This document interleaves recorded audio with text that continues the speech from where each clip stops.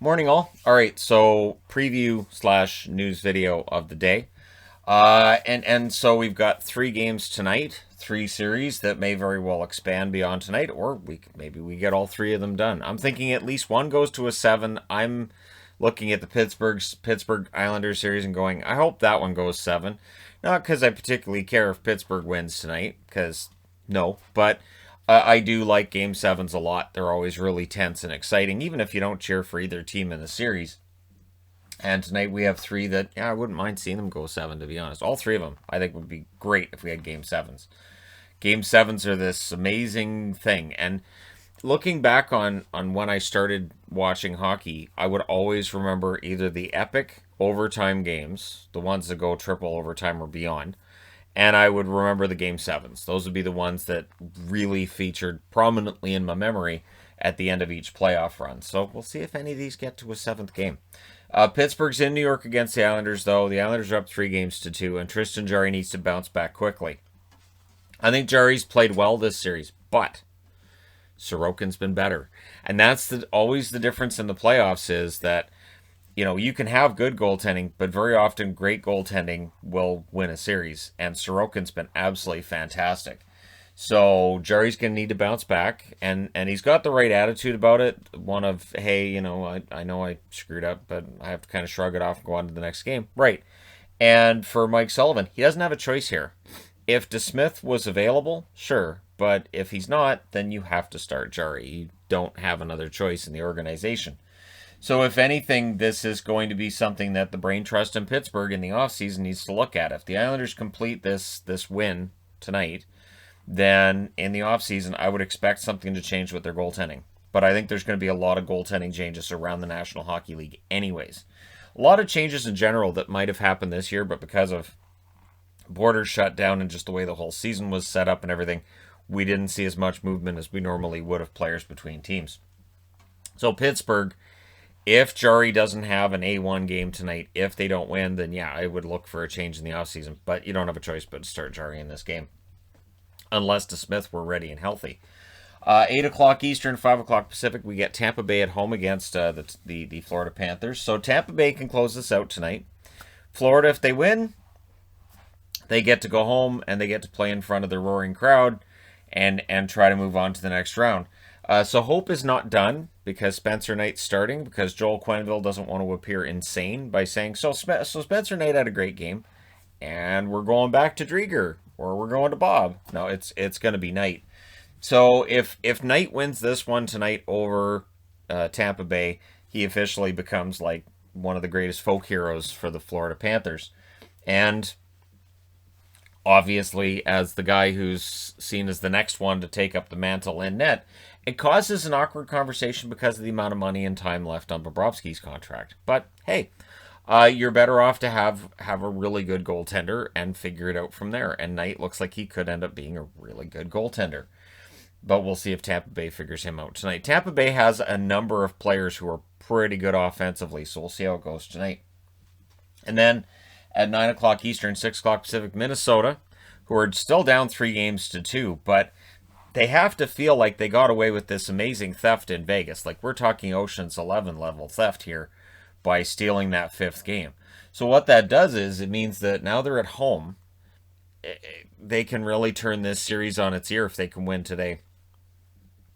They can absolutely have Vegas second guessing themselves pretty darn quick. So yeah, we'll see how that goes. For Minnesota, it's been a really nice run. Regular season was great, but it does kind of feel like if Vegas takes them out tonight, you may have some questions going forward about. So how far ahead are we? If you take just Kaprizov out of there, how far ahead are Minnesota really? And so we can start having that discussion. But I do think Minnesota's on a good path. I do. Regardless of what happens tonight. But we'll start having discussions if Vegas closes this out tonight. And they may. They may very well close this out tonight. But we'll see. Let me know who you think wins in the comment section below as always. Gretzky yesterday made news. That's Wayne Gretzky has stepped down as vice chairman. He's basically cited that life's changed over the last year. And this was something that I was kind of surprised didn't happen with more players too, that having the last year that we've had and the pandemic and people taking time to think about what's really important. I had expected that there'd be some players who've made a lot of money who would say, "Yeah, I'm going to retire. I'm going to spend more time with my family." And in this case, it's a similar statement being made here by Wayne Gretzky that the time he wants to spend with his family and life changes being as they are, he doesn't feel like he can do his job with the Edmonton Oilers to the best of what he can do for them. And he's also joining TNT as an analyst. So he steps down from one job and he gets an analyst with TNT, which is a pretty sweet deal.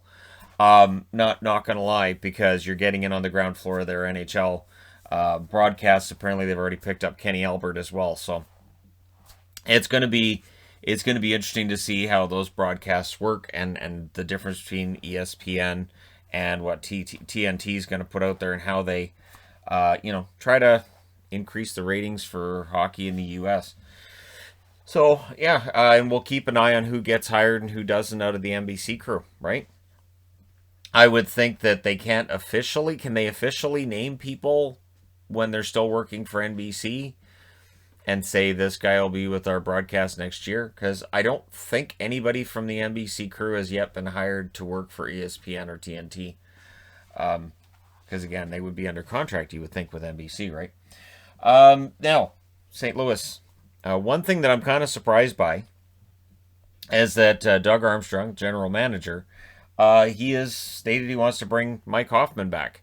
I thought the Hoffman experiment in St. Louis was up and down, and I didn't think that in the end he played as well in St. Louis as he had in a couple of previous stops along the way.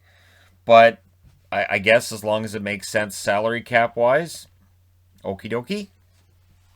But it did feel like, especially towards the end of the regular season, it felt like Hoffman probably moves on, probably just tries the free agent market again. But I would think that would work pretty well if they did decide to keep him around. Again, it's about the salary cap structure. As long as it doesn't break them from a salary cap standpoint, sure, bring him back. And then it's just a matter of whether or not he wants to go back to St. Louis. Jeremy Lauzon is still in the non-contact jersey for Boston at practices. He's been out for a while. And so that Boston blue line is likely still going to be pretty thin when they start their next round series, which, if Pittsburgh wins tonight, pushes that series back just a little bit further. I don't have any kind of reason as a Bruins fan to want that series to go the full 7 games or for every game to go to triple overtime. I wouldn't have any reason to want that. But yeah, so we'll see what happens with Lauzon. They're saying he's progressing, but that doesn't really say much about how far he's progressed or when he's going to be back. And Cam Neely has stated that Tuukka Rask extension talks will take place once the playoffs are over for the Bruins. So regardless whether they win the Cup, they don't win the Cup, as soon as the season's done for Boston, they'll sit down with Rask and talk about an extension. And it'll be interesting to see what happens, because if the Bruins next year decided to bring back Rask and have Swayman there and have a 1-2 punch in net of those two, I'd be perfectly fine with that. That wouldn't bother me in the slightest. I think it would be good. Rask could sort of, cut back a bit on his starts. Swayman it'd be about a 50-50 split. And then come playoff time, I wouldn't be surprised if it's sort of like what we've seen in Nashville, where Rinne gradually handed over the reins to Saros. I wouldn't mind seeing Rask do the same thing with Swayman. So, yeah, I think that would be fine. But again, it's about whether or not Rask wants to come back. Or Rask just decides, you know what, I want to retire and head home. I've thought all season he'd probably lean towards retiring and heading home, but I'd be fine with him coming back to Boston too. So yeah, be interesting to see what happens. Capitals. So Kuznetsov wants to return. He's stated his intention to return to the Caps, and he's happy there and he likes it there. When Brian McClellan was asked about the idea of making trades, he basically said Backstrom and Ovechkin are off limits, but anybody else, they'll listen. And if it makes sense to the team, then they'll do it. If it's a move that'll improve things on the team, then they'll do it, meaning Kuznetsov is not off limits. And there have been rumors about whether or not Kuznetsov would be on his way out. And hey, the Caps need to change something. They haven't won a round now in 3 years.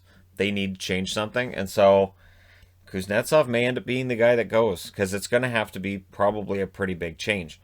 Some teams do this. Some teams do make big course corrections, and some just keep throwing the same lineup out there. Like, nah, we'll just keep doing this, and then eventually it'll work. But yeah, so we'll see where Kuznetsov goes. I would think they'd have a pretty high asking price for Kuznetsov because everything about Kuznetsov's game screams he'll have a big bounce back year next year. He didn't have a great regular season this year, but I think he'll have a bounce back year next year. Nazem Kadri, his appeal will be heard tomorrow. So that means he's going before Gary Bettman to argue his case. Odds are Bettman probably upholds the suspension.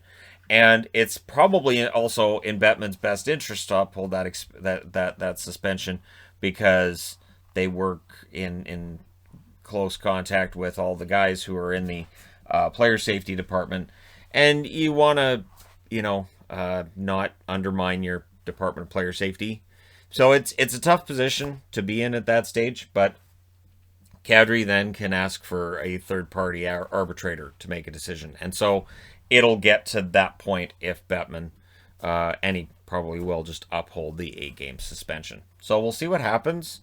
But I don't think Avs fans are that upset right now because the Avs look pretty darn good against St. Louis. And now you've got Cale Makar going, I don't know that I was all that happy with my play against St. Louis. I think I could be a lot better than that. Yeah, okay, Cale. Sure. All right, that's good news for the rest of the NHL. He's already one of the best defensemen in the league, and he's going, I think I can probably be better than that. Okie dokie then. So let me know your thoughts in the comment section below as always. Don't forget to hit like and subscribe if you're browsing your way through. You just happened upon this video. Thank you guys so much for watching, for all your support. I will talk to you again soon.